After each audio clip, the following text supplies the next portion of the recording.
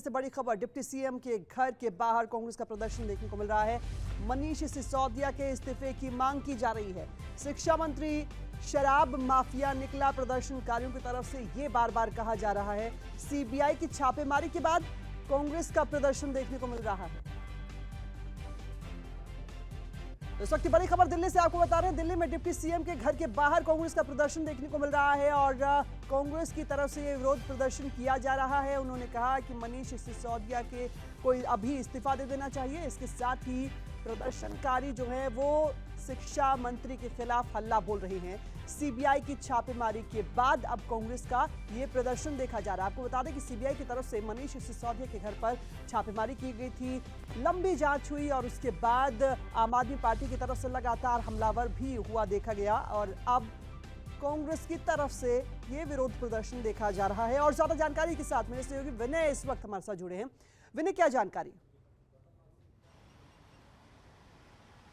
देखिए, जिस तरह से कल सीबीआई की छापेमारी हुई और सीबीआई ने एफआईआर की है और एफआईआर में मुख्य आरोपी मनीष सिसोदिया हैं जो कि दिल्ली के उप मुख्यमंत्री हैं, जिसको लेकर दिल्ली कांग्रेस की तरफ से आम आदमी पार्टी मुख्यालय जो कि राउज एवेन्यू रोड पर है वहां पर विरोध प्रदर्शन हो रहा है।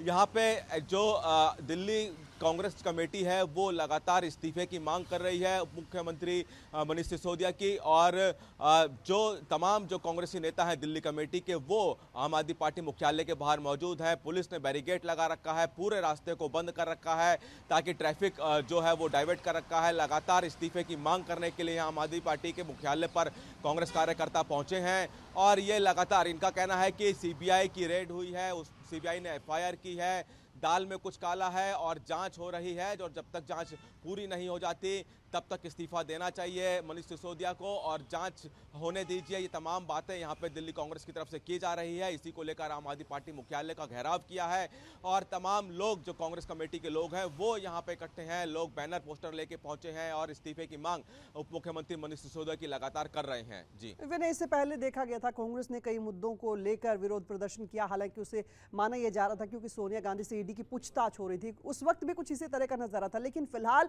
कांग्रेस की रणनीति किस तरीके से अलग नजर आती है? देखिए, अभी तक जो हमने प्रोटेस्ट देखे थे वो नेशनल कांग्रेस की तरफ से केंद्र सरकार के लिए किए जा रहे थे, लेकिन अब चूंकि ये दिल्ली का मामला है, दिल्ली के उप मुख्यमंत्री है, इसलिए दिल्ली कांग्रेस कमेटी आगे आई है और अब इस्तीफे की मांग कर रही है। घेराव किया है आम आदमी पार्टी मुख्यालय का। यहाँ पे जो तमाम लोग हैं जो आम आदमी पार्टी के, वो अभी जो स्टाफ है इनका मुख्यालय के अंदर है और बैरिकेड लगा रखा है, किसी को आगे जाने नहीं दिया जा रहा है। तमाम कार्यकर्ताओं को रोका जा रहा है लेकिन कार्यकर्ता रुक नहीं रहे हैं कांग्रेस के और आगे बढ़ रहे हैं। अलग अलग पोस्टर और अलग अलग तख्तियां लेकर लोग पहुंचे हैं। तमाम लोग आम आदमी पार्टी और अरविंद केजरीवाल पर भ्रष्टाचार के आरोप लगा रहे हैं। कुछ लोग इस्तीफे की मांग कर रहे हैं तो कुछ लोग कह रहे हैं कि जो सीबीआई की जांच है वो पूरी होने दीजिए और जांच से घबराइए नहीं। इस तरह के जो पोस्टर और तख्तियां लेकर लोग कांग्रेस के यहाँ पहुंचे हैं। इनका लगातार, क्योंकि दिल्ली सरकार पर कांग्रेस की इस विरोध प्रदर्शन के अलावा आम आदमी पार्टी का जिक्र करेंगे, क्योंकि आम आदमी पार्टी का जो हमने कल विरोध देखा गया सीबीआई जांच का, वो ट्विटर पर बहुत ज्यादा नजर आया। आज की अगर हम बात करें, मनीष सिसोदिया की प्रेस कॉन्फ्रेंस को लेकर क्या कुछ और जानकारी है? इसके अलावा फिलहाल आम आदमी पार्टी का क्या रुख रह सकता है? देखिए, मनीष सिसोदिया की प्रेस कॉन्फ्रेंस 12 बजे थी, की शुरू हो चुकी है और उस पर वो अपनी बात रख रहे हैं कि क्या हुआ कल और क्या पेपर उनसे लिए गए। हालांकि रात को भी मनीष सिसोदिया मीडिया के सामने आए थे जब सीबीआई की टीम उनके घर से निकली थी। मनीष सिसोदिया ने कहा था कि वो उनका कंप्यूटर और जो पर्सनल मोबाइल है वो सीज करके ले गए हैं। मनीष सिसोदिया ने यह भी कहा कि वो लगातार आगे भी सहयोग करेंगे, लेकिन जिस तरह से आम आदमी पार्टी एक के बाद हमने कल देखा कि जो ट्विटर पे एक्टिव रही, प्रेस कॉन्फ्रेंस में लगातार उन्होंने की, उसमें यही कहते रहे कि केंद्र सरकार जानबूझकर ये सब करा रही है। आम आदमी पार्टी का ये सफाई देती दिखी कि दिल्ली की जो शिक्षा नीति है और जो स्वास्थ्य नीति है उससे केंद्र सरकार घबराई हुई है। ये इस तरह की सफाई आम आदमी पार्टी कल दिखाई देती दी। अब चूंकि जो मनीष सिसोदिया खुद प्रेस कॉन्फ्रेंस कर रहे हैं कि तो देखना है कि क्या वो इसमें बात करते हैं। जाहिर तौर पे बात है कि वो अपनी सफाई देंगे और वो एक बार फिर से केंद्र सरकार पर ठीकरा फोड़ेंगे इन तमाम बातों को। इससे पहले भी आम आदमी पार्टी के नेताओं पर जब छापेमारी होती है और इससे पहले तमाम नेताओं, इससे पहले सत्येंद्र जैन जो कि दिल्ली के पूर्व स्वास्थ्य मंत्री रहे हैं, उनके यहाँ जब ईडी की रेड हुई थी तब भी आम आदमी पार्टी इसी तरह की सफाई देती दिखी थी कि केंद्र सरकार बिल्कुल जानबूझ के विनय, ये और कर रही अभी है। देखने वाली बात होगी कि ये राजनीति किस दिशा में मुड़ती है। बहुत शुक्रिया तमाम जानकारी के लिए। तो बता दें कि मनीष सिसोदिया के घर पर सीबीआई की टीम पहुंची, उसके बाद उनकी तरफ से खुद इस बारे में जानकारी दी गई ट्विटर पर, और उन्होंने कहा कि वो पूरा सहयोग करेंगे। अरविंद केजरीवाल ने भी बात की। फिलहाल मनीष सिसोदिया की प्रेस कॉन्फ्रेंस चल रही है, उसमें वो क्या कुछ कहते हैं उस पर भी अपडेट आपको देंगे। मनीष सिसोदिया आज की इस प्रेस कॉन्फ्रेंस में ये बताने की कोशिश कर रहे हैं कि कल जब सीबीआई की रेड वहां पर डाली गई उनके निवास पर, उनके आवास पर, तो वहां पर टीम ने उनसे क्या पूछताछ की। और इसके अलावा दो तस्वीरें आप अपनी टीवी स्क्रीन पर देख रहे हैं। कांग्रेस की तरफ से अब हमला किया जा रहा है आम आदमी पार्टी पर और मनीष सिसोदिया पर। कांग्रेस के जो कार्यकर्ता है वो पहुंचे हैं विरोध प्रदर्शन करने के लिए। उनकी तरफ से ये मांग की जा रही है कि अब मनीष सिसोदिया को इस्तीफा दे देना चाहिए, और वो लगातार हमलावर है शिक्षा मंत्री मनीष सिसोदिया पर, क्योंकि आबकारी नीति को लेकर लगातार आम आदमी पार्टी की सरकार पर, दिल्ली सरकार पर सवाल उठ रहे हैं। मनीष सिसोदिया लगातार जांच के घेरे में अब और ज़्यादा उन पर जांच का शिकंजा कसता जा रहा है, और इसी बीच अब कांग्रेस की तरफ से ये विरोध प्रदर्शन देखा जा रहा है।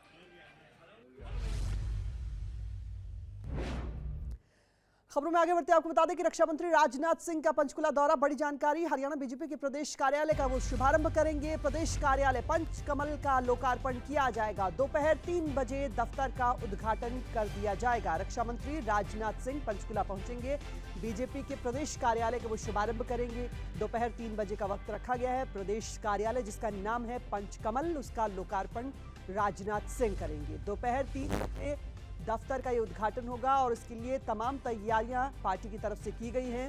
रक्षा मंत्री राजनाथ सिंह का ये दौरा कई और मायनों में भी अहम माना जा रहा है, और जब पंचकुला दौरे पर वो पहुंचेंगे उस लिए किस तरह की तैयारियां की गई हैं और क्या कुछ मौके पर होगा उसकी अपडेट भी आप तक पहुंचाएंगे। लेकिन फिलहाल के लिए जानकारी है कि दोपहर 3 बजे रक्षा मंत्री राजनाथ सिंह बीजेपी के इस दफ्तर का उद्घाटन करेंगे, लोकार्पण करेंगे। अपडेट के साथ हमारे सहयोगी रवि चंदेल इस वक्त हमारे साथ जुड़े हैं चंडीगढ़ से। रवि, आज राजनाथ सिंह पहुंचेंगे, बीजेपी का ये कार्यक्रम, दफ्तर का उद्घाटन, इसके अलावा क्या कुछ और अपडेट?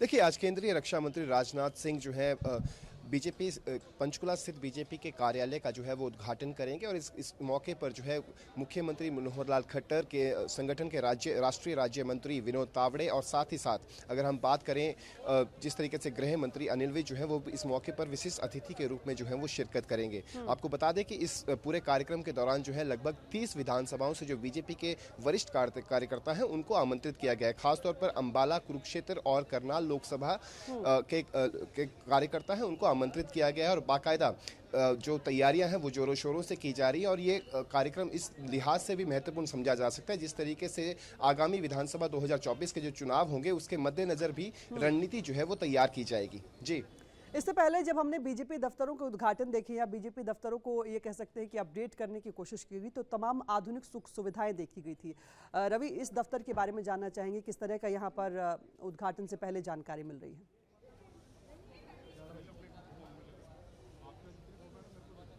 देखिए, इस दफ्तर को जो है वो आधुनिक तरीके से जो है वो इसका निर्माण किया गया है। बाकायदा जो है अगर हम कार्यकर्ताओं की बात करें, जिला प्रभारियों की बात करें, अध्यक्ष की बात करें, उपाध्यक्ष की बात करें, केंद्रीय अध्यक्षों की बात करें, तो उसको लेकर अलग से जो है वो बाकायदा जो है वो कैबिन्स बनाए गए हैं। साथ ही साथ डिजिटल तरीके से जो है वो कंप्लीट बीजेपी कार्यालय को जो है वो विकसित किया गया है, ताकि आम जन तक जो उनकी रणनीति है, जो सरकार के कार्य हैं, उनको जो है वो आम जन तक निश्चित तौर पर जो है पहुंचाया जा सके। उसको लेकर जो है खास तौर पर जो है खासा उत्साह जो है वो पंचकुला स्थित बीजेपी के कार्यकर्ताओं में देखने को मिल रहा है। खासतौर पर अगर हम बात करें लोकसभा सांसद रतनलाल कटारिया की, तो उन्होंने कहा कि जिस तरीके से पूर्व में राजनाथ सिंह जो है वो राष्ट्रीय अध्यक्ष रह चुके हैं, तो ऐसे में उनके द्वारा जो आज भाषण दिया जाएगा वो 30 विधानसभाओं के जो बीजेपी के कार्यकर्ता हैं वो काफ़ी अहम साबित होने वाला है, और कुछ ना कुछ रणनीति जो है वो तैयार की जा सकती है। जी बिल्कुल रवि, हम देख पा रहे हैं कि आप मौके पर मौजूद हैं, और इसके अलावा अपडेट ये भी चाहेंगे कि 3 बजे दफ्तर के लोकार्पण के अलावा क्या बीजेपी का कुछ और कार्यक्रम भी यहां से रहने वाला है, क्योंकि राजनाथ सिंह पहुंचेंगे, तमाम तैयारियां की गई होंगी?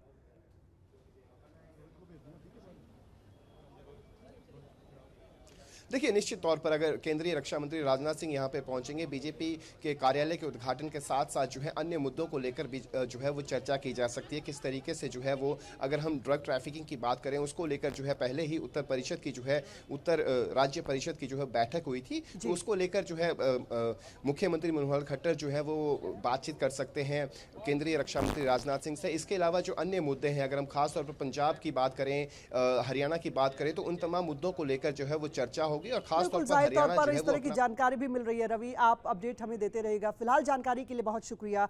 और सांसद रतनलाल कटारिया ने भी इस दौरे को लेकर और दफ्तर के उद्घाटन को लेकर अपना बयान दिया। उन्होंने क्या कुछ कहा, आपको सुनवाते हैं।